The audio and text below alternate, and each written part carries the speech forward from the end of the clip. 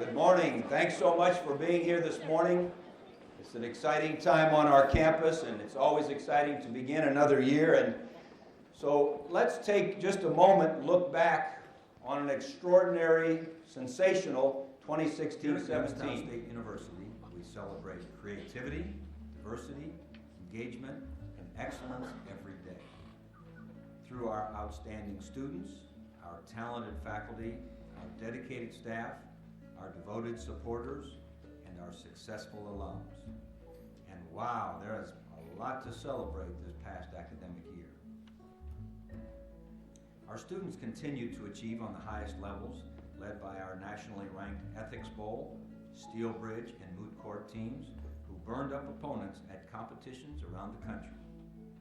Jambar reporters won National Excellence Awards. 2 teams of students received meritorious awards at a national math contest, and a group of respiratory care students placed first in a statewide competition.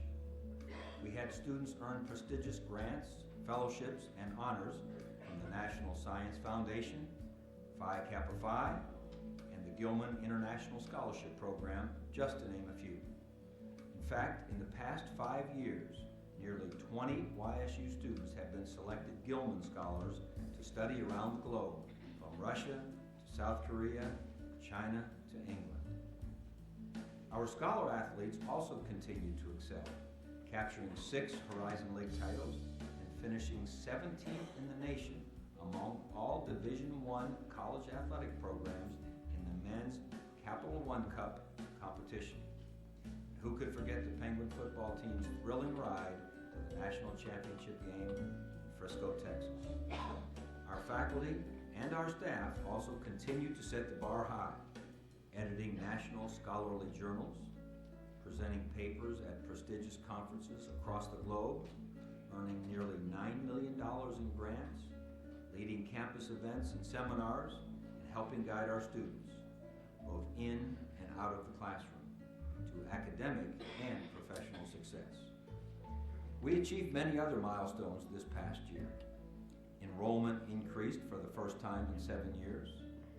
Standard & Poor's upgraded our bond rating to A+, citing increased enrollment demand, a strong financial profile, and solid management policies. Freshman ACT and high school GPA scores hit all-time highs. Nearly 2,400 students earned degrees during the academic year, the second highest in the university's 100-plus year history. And all university residence halls, as well as the YSU courtyard apartments, were at capacity with nearly 1,300 students. Speaking of housing, the new EDGE student apartments opened on the west side of campus. The second phase opens this semester, also west of 5th Avenue. A new Barnes & Noble campus bookstore, complete with a Starbucks cafe. If you haven't already, take a walk over, grab a cup of joe, and take a look around. And that's not all that's new. Lincoln Avenue got a big facelift. Construction is underway for another set of student apartments and retail on the corner of Wick and Rayen Avenues. And the Wick Avenue Improvement Project is nearly complete and will be a spectacular gateway to the university and the center city. We had wind turbines, a steam whistle, the new Heritage Park and Wall. We won the statewide Recyclomania Championship, and we had the Arbor Foundation recognize us for our wonderful tree-filled campus, once again naming YSU the Tree Campus USA. And we had Gloria Steinem, Kamau Bell, Lori Grenier, Margaret Atwood, and Anderson Cooper. By any measure, a great year. That's why we are Y and proud.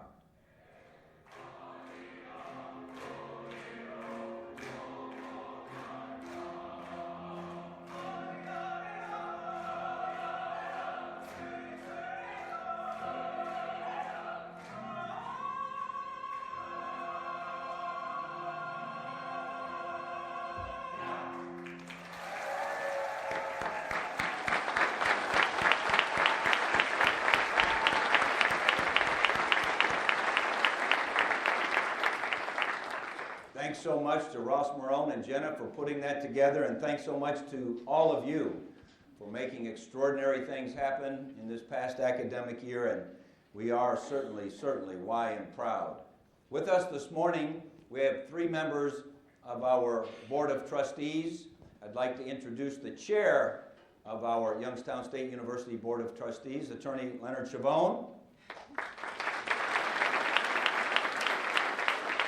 as well as Dr. John Jakubek and Dave Dybel.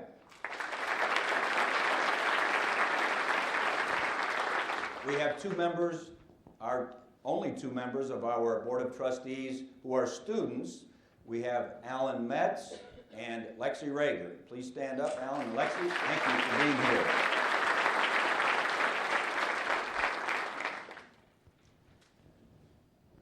Three words are used quite often as we talk about what Youngstown State University is all about. What's our mission, and what's our vision, and what's our calling? Obviously, opportunity for students was the genesis of this great institution. Opportunities for our faculty and staff to create a community, to do great things for the region. We talk about the opportunity that we have as we sit right in the center, 1-hour drive from 7 million people, from 34 Fortune 1000 companies that are headquartered. We have extraordinary opportunities, and we take advantage of those opportunities through engagement with one another. And that engagement then leads to success. Let's start today's conversation by talking a little bit about engagement.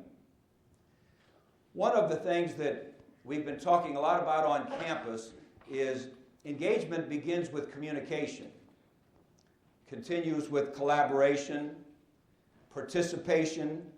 They're the keys to engagement.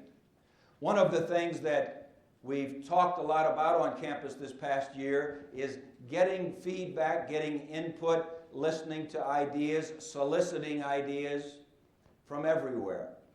On your chair, you'll see that there are 2 cards, one for you and one for someone you know that's not here. And on this card will be kind of the outline of what we're quickly going to talk about today.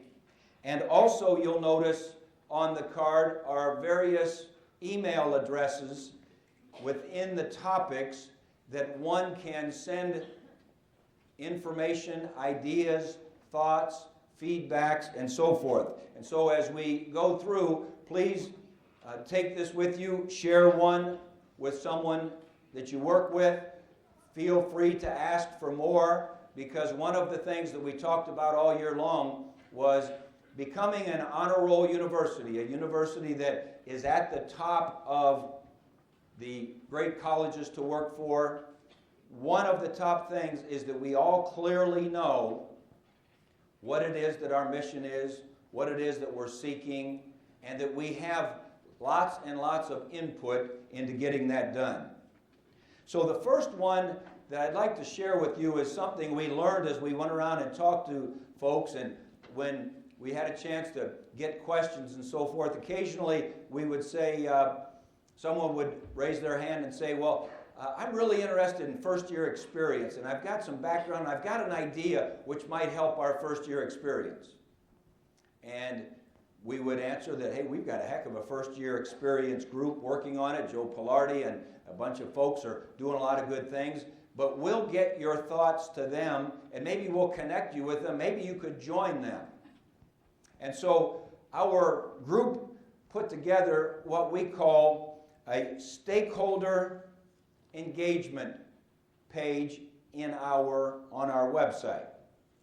And on that stakeholder engagement page is around 42 groups who are already on campus working on very important things going forward.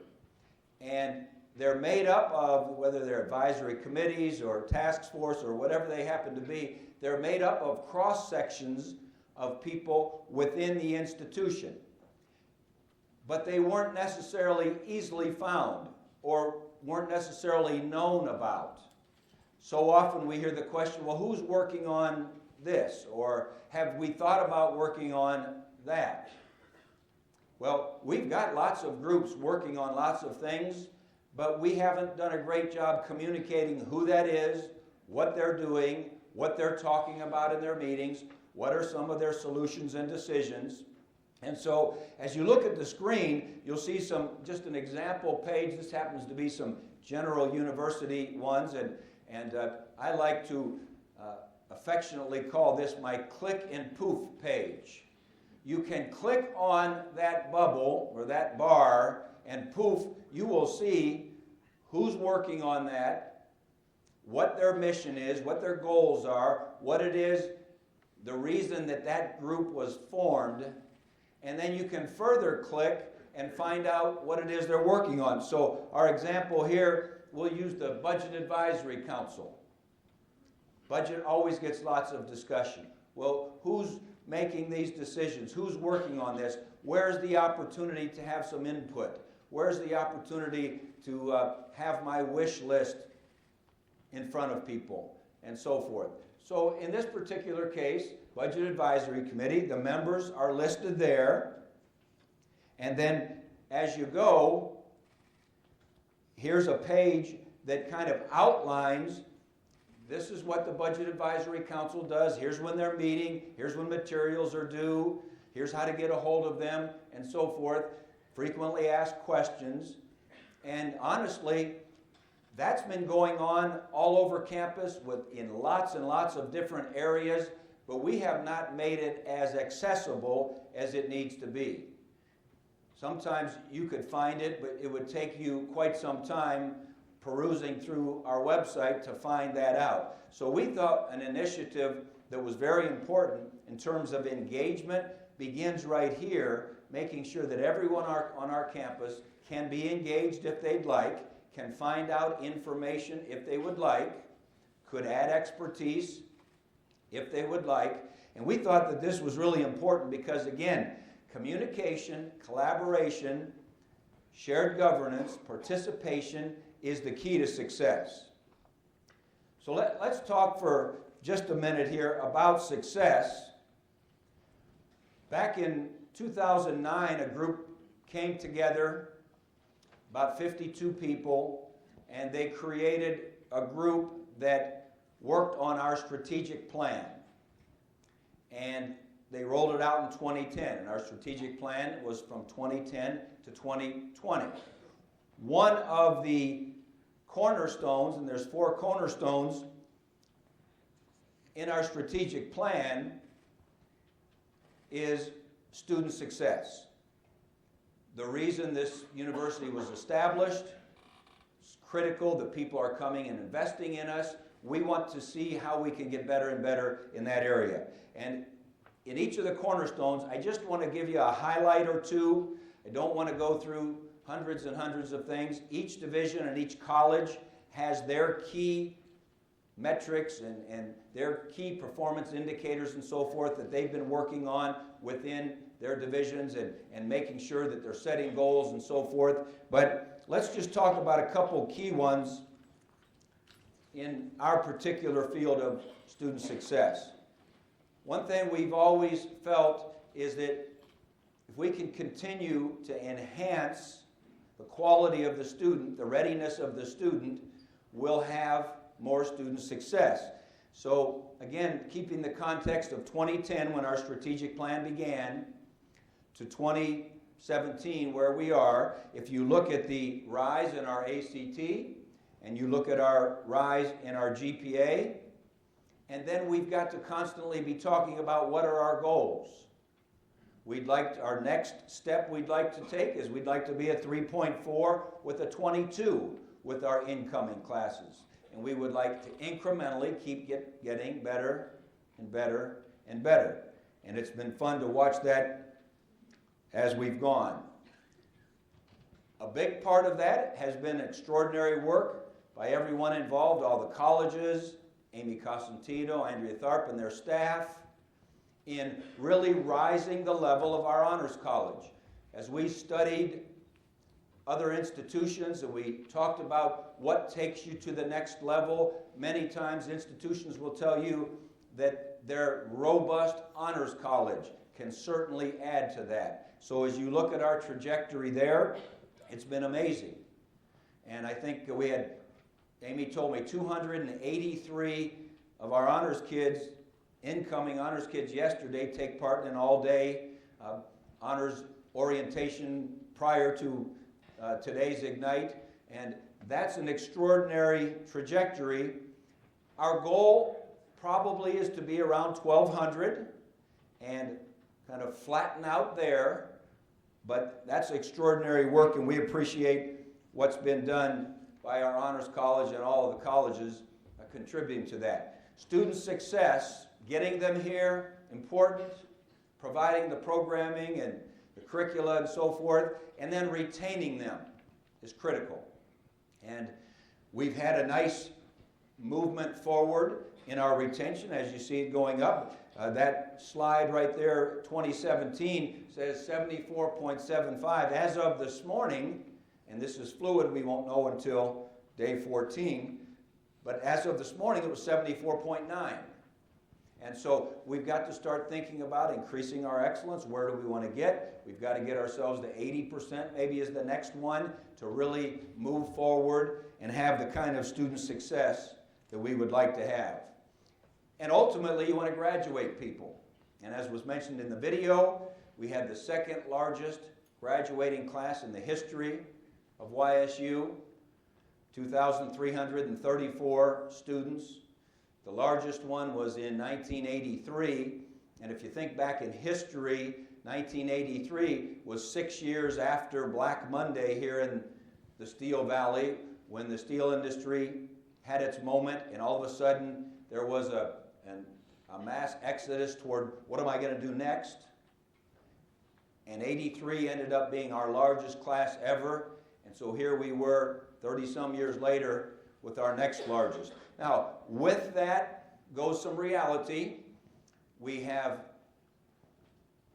a more prepared student body coming in every year, retention improving, which means they'll graduate sooner, which there's a revenue impact on that. As we mentioned many times, the state, when they mandated that 12 to 18 credits be the same cost rather than 12 to 16 credits, it was just under $1 million impact on the university. It was a great impact on the students, and I think the reflection of our number of graduates and our more quickly graduating trajectory is impacted by decisions like that. But ultimately, that's why we're here, and that's darn important.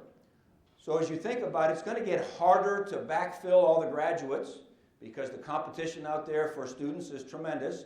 One of the initiatives that we're very proud of that we've moved toward is our international population. It's been a great addition as we've had incremental growth. It's important for our campus to have a global feel, to have interaction, to learn from one another, to learn about other cultures, both with the international students coming here and our students that are currently here. The world is becoming smaller and smaller. Being global is a non-negotiable. And so what's really nice is you think about the fact that I think the number as of 2 days ago was 211, and yesterday Nate said something about 212, and Nate Myers and his staff have done a great job there. So our total enrollment is up over 450. We're creating international partnerships so that we're able to bring students. That will become a strategy that we can incrementally grow. And what we've learned as we've studied international programs around the country, what's key is that we have great programming for our international students.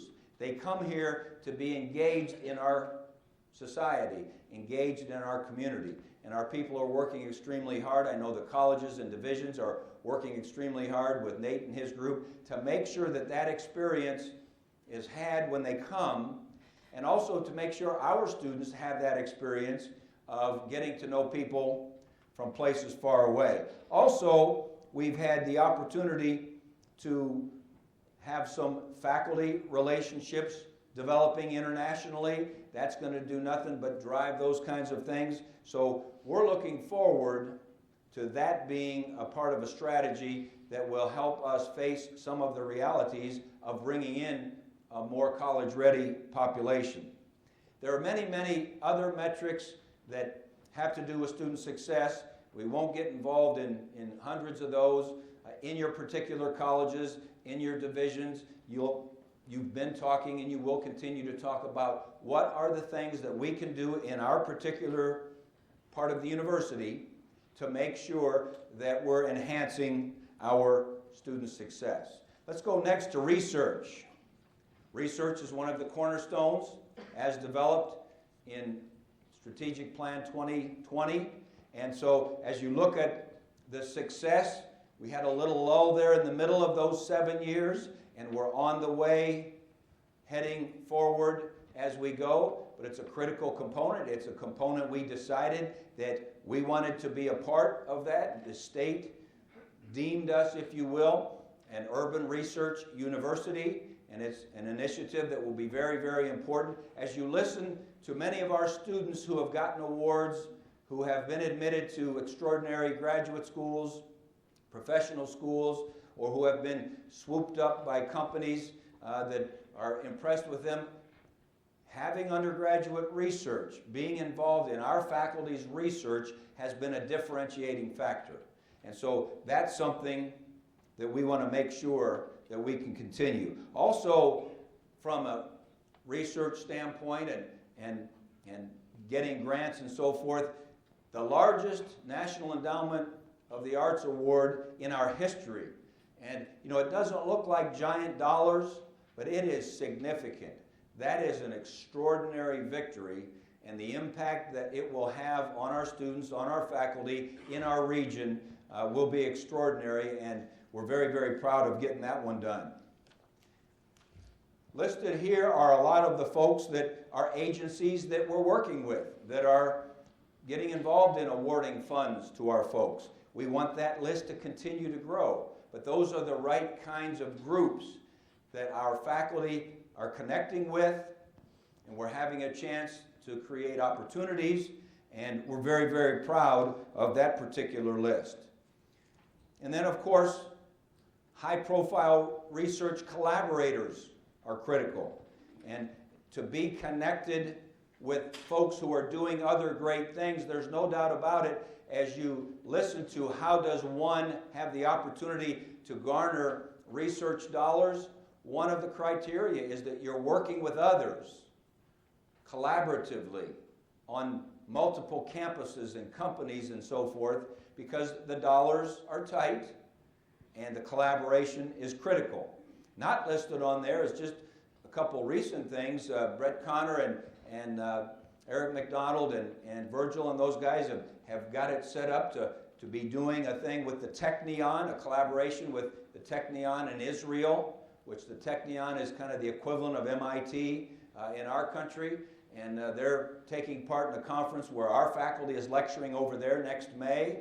And then they're going to come over here in May of 19, and they're going to be lecturing here and getting involved and being associated with the top-level research opportunities is really, really critical. We just hosted the president from Western Galilee College in Israel, and they're creating with our College of Health and Human Services and some of our student groups opportunities to research back and forth, share ideas, and it's a critical part of what we need to do going forward. The other initiative that you might start hearing a little bit about coming up here this coming academic year is something that Mike Ripko is heading up. And as we sit and think about our opportunities, where we sit, and we always talk about there are 34 Fortune 1000 companies headquartered within an hour of our campus, is that we are going to begin an initiative to really getting engaged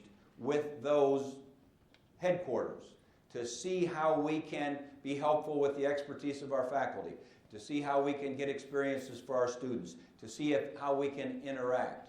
And that's going to be an important initiative going forward to make sure that we take advantage of that opportunity.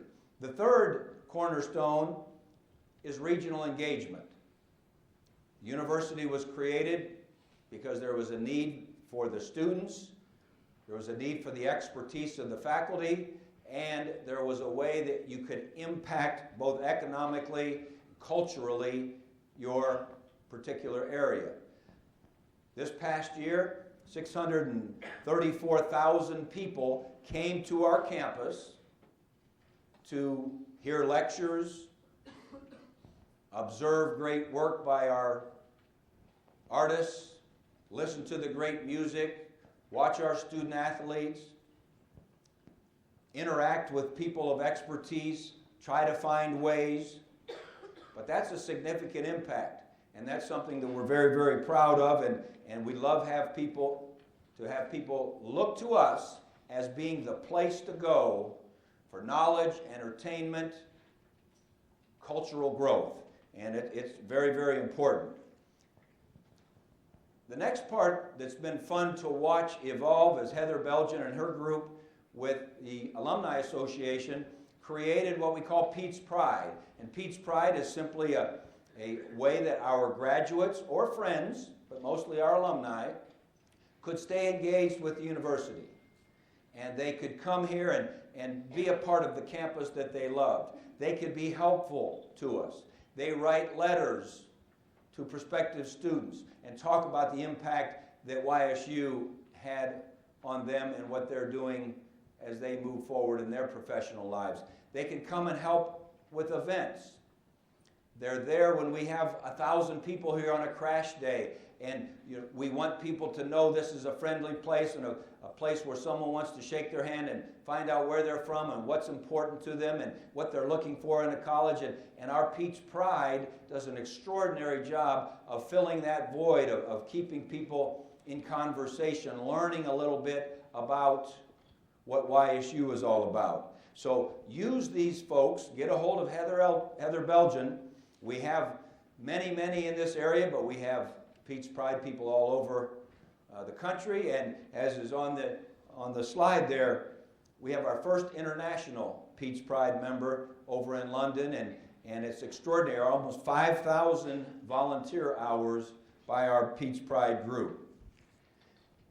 Engagement in our region is so critical, and this is just a collage of so many different ways, whether it be community service opportunities or being engaged in people's needs or getting involved in helping people on boards and you name it, the engagement that our students make.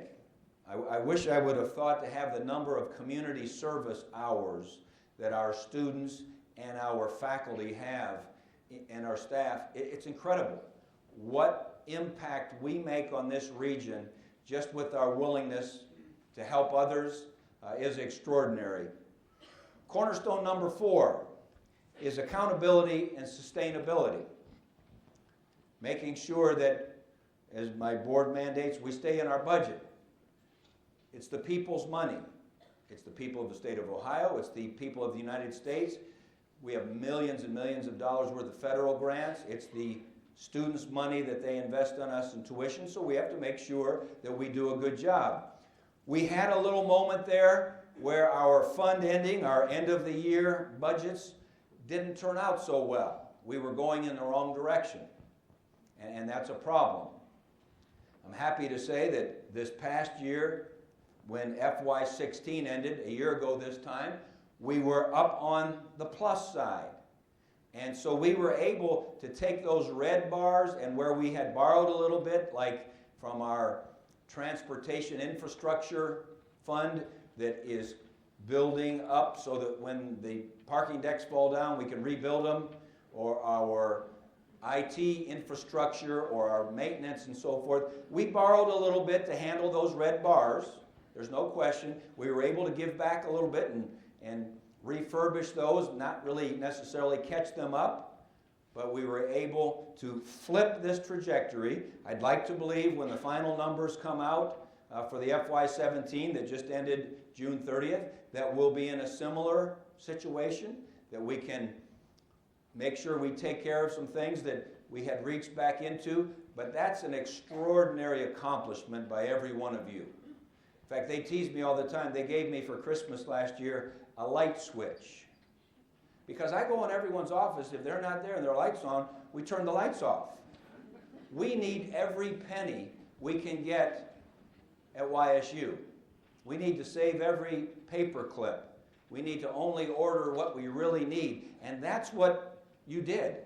And that's how we were able to flip that trajectory, get in the right situation, and it led to the fact that our Senate bill score, that is the ultimate scorecard by the state for us, state institutions, that it's gotten up into that fiscally strong. Would like it to be a little higher, but we're fiscally strong. And just to give you some context, if you look at the state universities, we're in the upper half.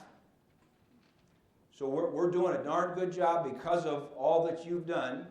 And we would like to edge up a little bit. I never want to be behind Kent in anything. And so we need to edge up there a little bit. But if we can get in that top third, I mean, that has so much impact on our bond rating and everything else. And so it's extraordinary work by all of you for us to have that scorecard. So now let's talk quickly about opportunity. And I got the help of A.J. Summel and Sepida Kavari from our economics department when I was getting ready to go and do the keynote speech to the Ohio Department of Higher Education. And they gave me the title Leadership in Higher Education, which is a pretty broad title, and so I figured I could go whichever direction I would like to go with that title. So I decided that what I'd like to do with that was I would like to suggest that we in higher education have not done as good a job as we should and can do with telling our story about just how important we are.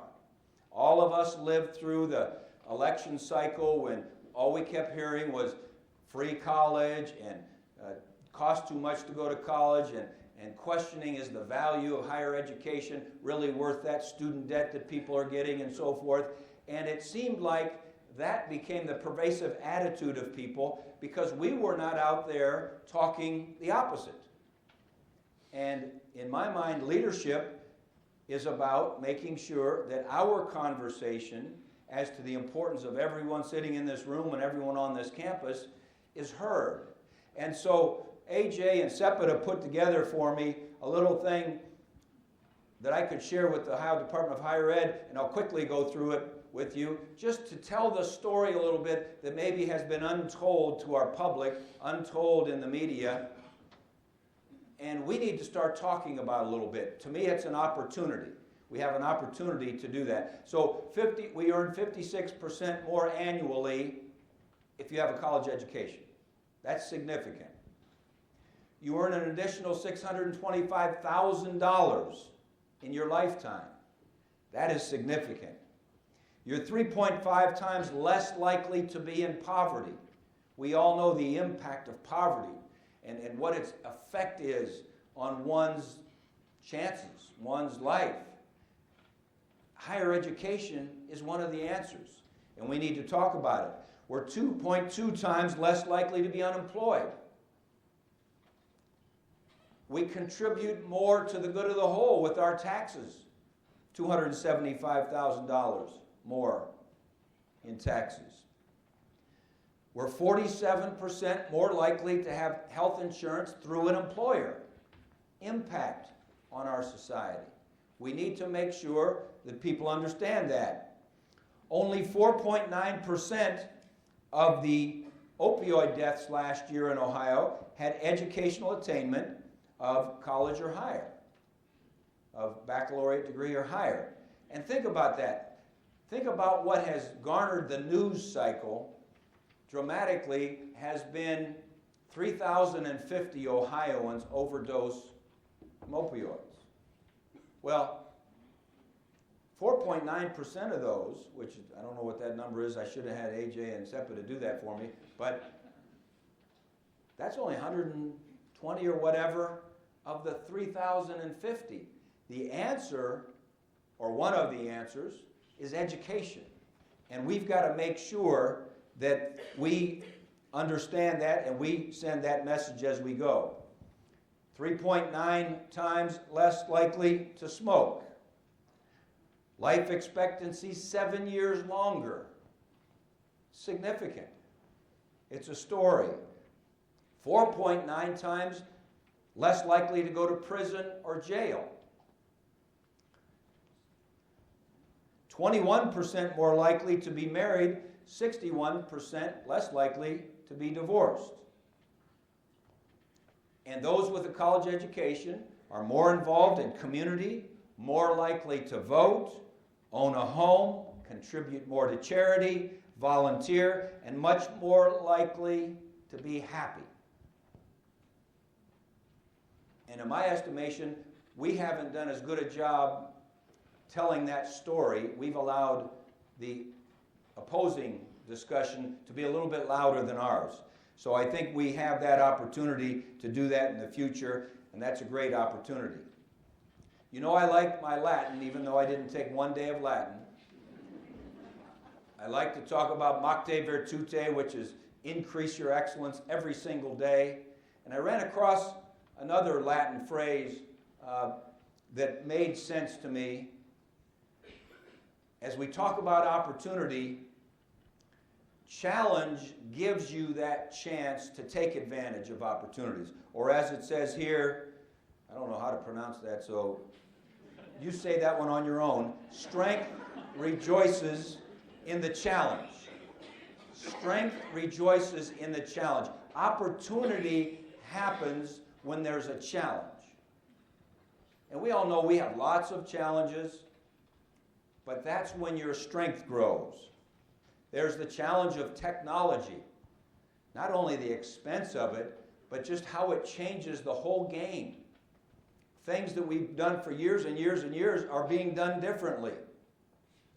There's positive parts about this amazing ability to communicate, and there's also some tough ones about it. Technology is a challenge, and we're going to have to make sure that we create the strength to make sure that we're on top of that, we understand it, we can teach how to use it well, we can use it for great things. Population. I just read recently that if I happen to live to the average age, so if, Eddie, is that call for me? Okay.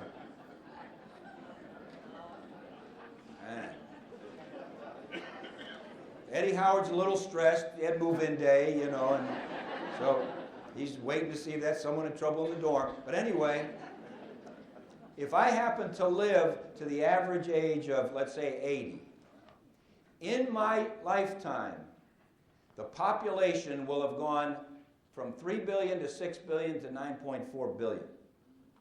That's crazy. I'm a young guy. Just in my lifetime. The challenge that brings, the impact that has on our climate, the impact that it has on opportunity, the impact that it has on competition, that's a challenge. We were at an event the other day in Columbus where our Ohio intern-export group got honored with Ohio State's, and we're at the State House, and one of the people from one of the Ohio departments that deals with exporting said an interesting thing. She said 95% of all purchase power in the world is outside the United States. And what an opportunity for exporting was the message. But population brings challenges that are extraordinary, that make it difficult, that we're going to have to figure out answers for it. Needs in the marketplace. Our marketplace is a marketplace in flux. When our group of 52 sat down and wrote that strategic plan in 2009, there were 0 MOOCs, massive open online courses, 0. When we rolled it out in 2010, there were 3. Today, there's 7,465 MOOCs.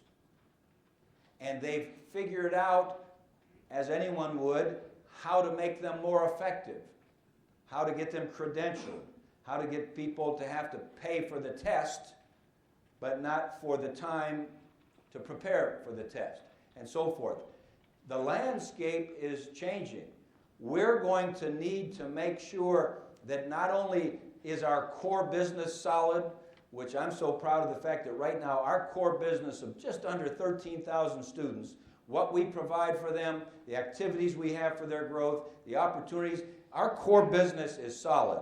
Our core business won't be enough in the future. Lifelong learning is going to be a marketplace that's going to be there for someone's taking, because technology changes every 2 years. The world changes. That's how rapidly things go. I wanted to read you something that I thought was interesting, and I don't know who to attribute this quote to, because where I read it, they weren't sure. Okay? And they said it's either Charles Darwin or Dr. Leon Meganson, an LSU faculty member. They're not sure who said it first, or who even said it. But anyway, not the strongest species that survives, but the most adaptable. It's not the strongest species that survives, it's the most adaptable. And we're going to have to be extraordinarily adaptable to all this fast change that's happening in our world of higher education, if we're going to have a chance to be successful. So, an opportunity we have right off the bat this year is our HLC visitation year. We have an opportunity to have a group from the outside and come in, and Kevin Ball and Hillary and Joe and all those people that have been ready. Joe, you keep getting these emails from them. We need more information, this and this. They're making us look at ourselves and talk about, are we aligning with our mission, with our resources? Are we measuring ourselves? Are we setting goals? Are we coming up with plans as to how to make those goals? And so it's going to be a great opportunity for us to learn and to grow and to think this particular year. This particular year is going to be a great opportunity for us because we'll be rolling out a capital campaign. We've been quietly trying to raise money. Our goal was in our first 3 years to raise $50 million. We've done that. So in October, we're going to roll out a campaign of a $100 million campaign. What an extraordinary impact that can have. Chairs, professorships, scholarships, student work opportunities, Mahoning Valley Innovation Commercialization Center, campus beautification, Student Success Center at Jones Hall, the Rich Center. It's going to be an extraordinary opportunity for us to get influx, for us to be able to move forward as the future goes. So it's an extraordinary opportunity to have a challenge that will give us the chance to grow and be stronger, and it's an exciting time, certainly, to be at YSU. So to take those 3 words and kind of put them together, we always want to be talking about this is a place for opportunity. This is a place for engagement, and this is a place for success. And if we're going to continue that progress, we're going to have to make sure that we create a thriving culture of community. And we were fortunate to have a group get together led by Dr. Imler and Eddie Howard and put together, rather than talking about it the last 3 years, I've talked about, we've got all the things in place. We're in the right place physically. We've got great people. We've got great opportunities, but we can't do it unless we do it together. And rather than say that again, which I just did, Eddie, okay? Let's look at a quick video. The penguin has a long history at YSU and symbolizes community and school spirit. Some penguins live in the coldest place on Earth and must survive the harsh weather by becoming part of the calm. As temperatures continue to drop, the only chance for survival is to huddle together. This diverse penguin community shares a common goal that influences how they interact and work together, an example of a robust culture of community.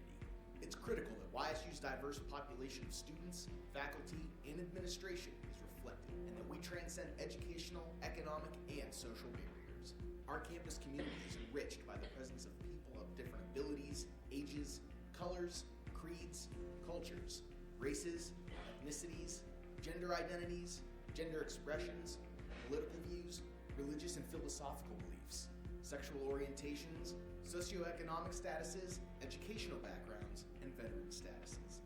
As we continue to create YSU's culture of community, we are calling our fellow Penguins to form a huddle for the 2017-2018 Culture of Community RISE campaign. RISE is an acronym for Respect and Well-Being, Inclusion and Awareness, Spirit and Tradition, and Excellence through Engagement. Respect and well-being reminds us that as a community, we must promote and nurture mutual respect for each other and work to develop a campus community where everyone feels safe and secure. The Respect and Wellbeing Committee invites you to post a note of gratitude every Monday. Express your thanks and appreciation for a student, faculty, or staff member who has improved your experience at YSU or has just brightened your day by posting a note to the virtual gratitude board. Inclusion and awareness helps us all to benefit from the unique strengths and perspectives of others, to appreciate the diversity among us for a just society. Understanding one another will help us overcome and prevent societal divisions. Open Mind and Open Heart is a campaign to challenge the YSU community about how we view inclusion and equity. First, we will focus on opening our minds to learn more about issues of inclusion. One way we can show that YSU is a place where everyone is open is through Tuesday's Open the Door for Others campaign. By physically opening the door for others, we will demonstrate that all Penguins are welcome at YSU. This campaign is designed to help our YSU community become more inclusive and educated through programs and other initiatives, as well as challenging our thinking as we learn more about each other. Join us on Tuesdays as we open the door, our minds, and our hearts to become more inclusive. Spirit and tradition helps us to understand the past, while learning that our present and future contributions to the community create history for future generations. Campus participation and Penguin pride are essential to building a pride-filled community. That's why the Spirit and Tradition Committee is launching Y Day Friday. We encourage everyone in our community to wear their YSU gear. Be sure to show it proudly on campus, as you may be randomly rewarded for it. Excellence through engagement helps us understand that we must learn to celebrate each other's accomplishments to create a spirit of excellence and healthy competition among all social groups. It leads to an understanding that true success is better shared. Collaboration and partnerships with other individuals or groups is imperative to the progress of the entire community. The Excellence Through Engagement Committee is launching Celebrate Penguin Service. At YSU, we engage to broaden our vision beyond our foundations. Every day, members of our YSU family give back to our campus and community in a variety of ways. And it's time to celebrate all the good that we do. Every Thursday, we ask you to send photos of your volunteer activities wearing your YSU vest. We will post pictures of students, faculty, staff, and families actively giving back by participating in events on campus, in the community at large, and beyond. Together, let's stimulate movement towards the same central point, to position Youngstown State University as one of the leaders of diversity and inclusive excellence for our city, state, and nation.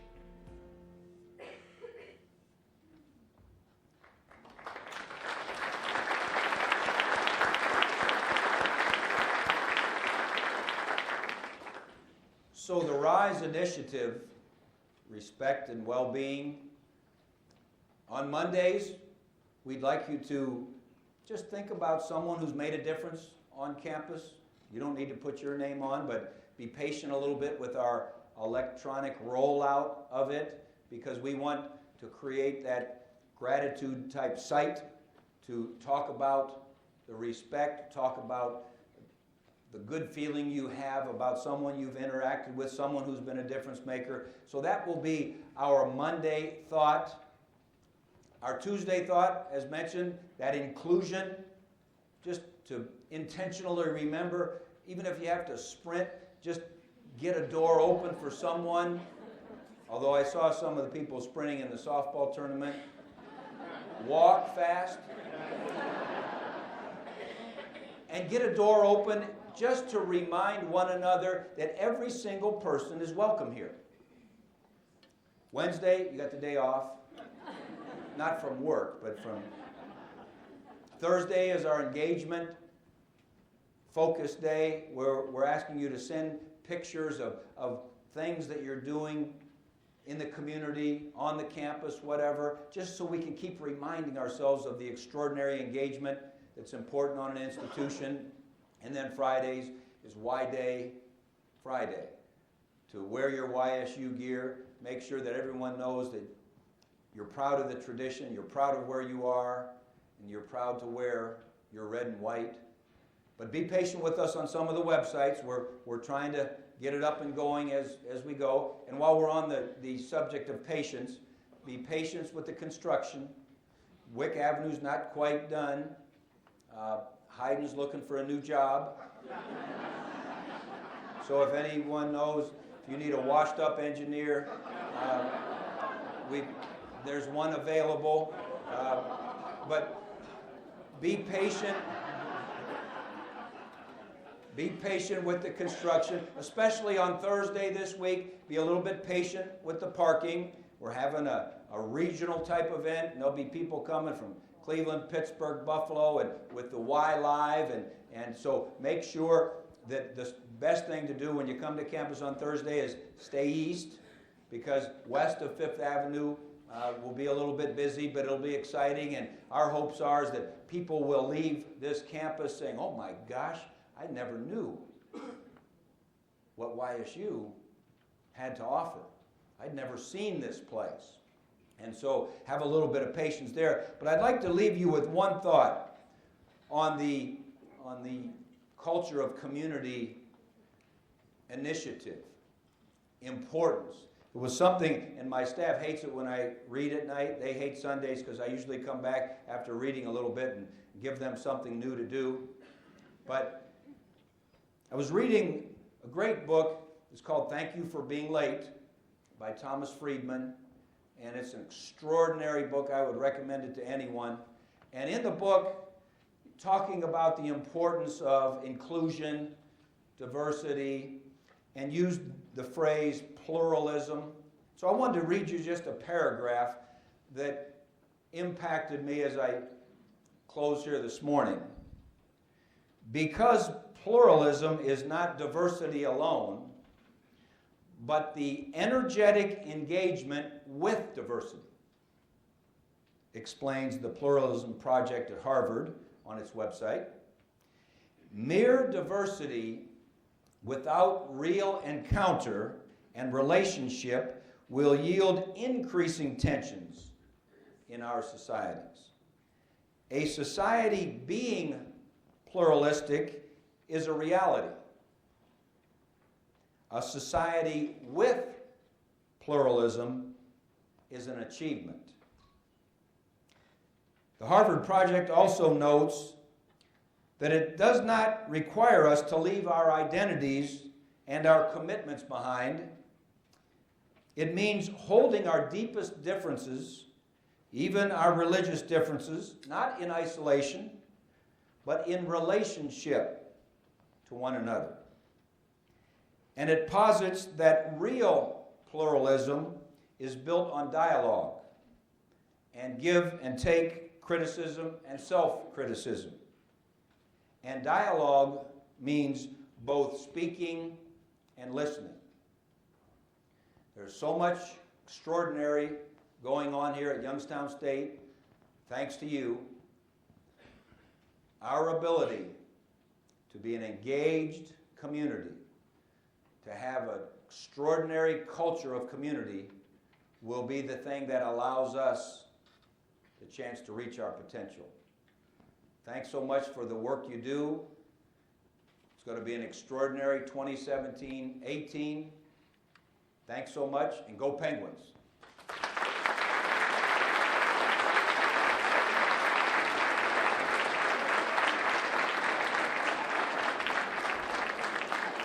You gotta get up and go, right?